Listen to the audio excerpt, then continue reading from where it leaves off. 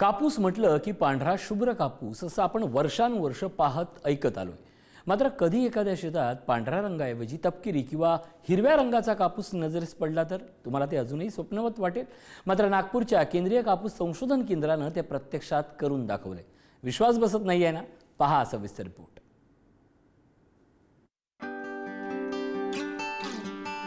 पांढऱ्या शुभ्र कापसासोबत काहीसा मळका वाटणारा हा तपकिरी रंगाचा कापूस. तुम्हाला वाटेल तो कापूस मळलाय किंवा त्याला तपकिरी रंगामध्ये बुडवून काढला असावं. मात्र तसं नाहीये. तो कापूसच तपकिरी रंगाचा आहे. नागपूरच्या केंद्रीय कापूस संशोधन केंद्रात तपकिरी रंगाचं हे नवीन वाण विकसित केलंय. विदर्भात पांढरं सोनं अशी ओळख असलेला हा कापूस तपकिरी किंवा इतर कोणत्याही रंगात दिसला तर नवल वाटायला नको. अनेक वर्षाच्या संशोधनानंतर हे यश संशोधकांना मिळालंय.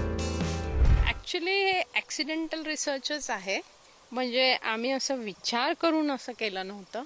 माझ्या जंगली प्रजातींसोबत काम करत असताना हे आपल्या लागवडीखाली असलेल्या कपाशीसोबत क्रॉसिंग करून आम्ही आणलेल्या इंट्रोग्रेस डेरिव्हेटिव्समधनं सिलेक्शन करून हा जो रंगीत कापूस आहे तपकिरी रंगाचे 1-2 प्लांट्स आम्हाला सेग्रिगेंट्स मिळाले होते. ते सिलेक्ट करून मग त्याला पुढे वाढवून आम्ही ही व्हेरायटी रिलीज केली आहे. जंगली प्रजातींचा वापर करून हा तपकिरी कापूस तयार करण्यात आलाय. वैदेही असं ह्या वाणाचं नाव असून बोंड उघडलं तेव्हा तो फिकट रंगाचा असतो. सूर्यप्रकाश मिळू लागल्यावर तो गडद होत जातो. तो गडद तपकिरी रंग इतका पक्का होतो की वारंवार धुवून देखील तो जात नाही. डाईंग प्रक्रिया टाळता येईल. उत्पादन खर्च कमी होईल. पर्यावरणाची हानी कमी होईल. रंग कायम टिकाऊ असल्यानं कॉटन कापड दीर्घकाळ वापरता येईल. अनेकांना रासायनिक रंगाची ॲलर्जी असते, ती टळेल.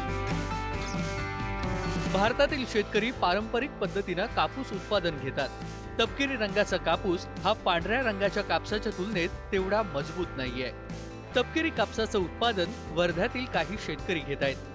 CICR तर्फे पिकवला जाणारा कापूस वर्ध्याच्या सेवाग्राम येथील गोपूर येथे पुरवला जातोय. या तपकिरी कापसापासून वस्त्र निर्मितीही सुरू झाली आहे. सुरुवातीला जॅकेट्स आणि शॉल तयार करण्यात येत असून या उत्पादनांना मोठी मागणी आहे. धाग्याची लांबी आपण वाढवू शकलो आणि मजबूती पण वाढवू शकलो तर इंडस्ट्री पण ह्या कापसाला प्रतिसाद देईल आणि त्याची मागणी वाढू शकते. परंतु ह्या करता आमचे प्रयत्न सुरू आहेत की नवीन व्हेरायटीज, नवीन वाण कसे म्हणजे आणता येईल ज्याची धाग्याची लांबी आणि मजबूती वाढवता येईल. रंगीत कापसाचं तयार करण्यात आलेलं वाण हे सरळ वाण आहे. त्यामुळे शेतकऱ्यांना दरवर्षी नवीन बियाणं खरेदी करण्याची गरज पडणार नाहीये. तपकिरी कापसानंतर या संशोधन केंद्रात हिरवा रंगाचा कापूसही तयार करण्यात येतोय. मात्र त्यावर अजूनही बरेच संशोधन बाकी आहेत. भविष्यात टेक्स्टाईल इंडस्ट्रीकडून रंगीत कापसाच्या उत्पन्नात प्राधान्य दिल्यास भारतीय टेक्स्टाईल इंडस्ट्रीचा कायापालट होईल आणि ग्राहकांना स्वस्तात कापड मिळू शकणार आहे. शेतकऱ्यांसाठी पांढरं सोनं म्हणून ज्याची ओळख असायची तो कापूस आता ब्राऊन म्हणजे तपकिरी रंगात देखील तयार झालेला आहे. नागपुरातील CICR या केंद्र सरकारच्या संस्थेमध्ये या कापसावर संशोधन होऊन आता हा कापूस तपकिरी म्हणजेच ब्राऊन रंगात देखील आता शेतकऱ्यांसाठी उपलब्ध आहे. सध्या याचे प्रायोगिक स्तरावर उत्पादन सुरू असून मात्र या कापसापासून तयार झालेल्या कापडाला मोठ्या प्रमाणात मागणी देखील आहे. आता भविष्यात या तपकिरी कापसासोबतच आणखी काही रंगाचे कापूसही जर बाजारात आले आणि ते शेतकऱ्यांसाठी फायद्याचे ठरले तर त्याची कुतूहलताही सर्वांनाच असेल. कॅमेरामन मंगेश हस्तकसह जितेंद्र शिंगाडे, पुढारी न्यूज, नागपूर.